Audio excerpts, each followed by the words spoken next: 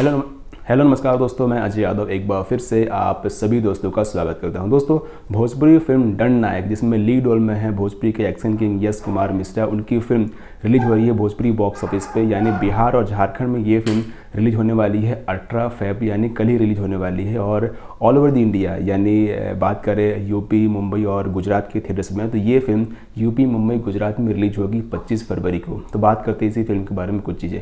दोस्तों, फिल्म काफ़ी अच्छी है। फिल्म को लिखा भी यश कुमार मिश्रा जी ने है और फिल्म को डायरेक्ट किया सुजीत वर्मा ने। फिल्म का म्यूज़िक है एंटरटेन म्यूज़िक भोजपुरी का, और फिल्म का बजट उतना हाई नहीं था क्योंकि आपने फिल्म का ट्रेलर देखा हुआ है। फिल्म का बजट बहुत ही कम, यानी इस फिल्म का बजट 1 करोड़ के आसपास ही होगा। और क्या लगता है आपको, ये फिल्म बजट निकालेगी, हिट होगी या फिर सुपर हिट होगी? क्योंकि थिएटर्स ऑलरेडी बंद हो चुके हैं और जो थिएटर्स चल रहे हैं वो भी 50% ऑक्यूपेंसी के साथ चल रही हैं।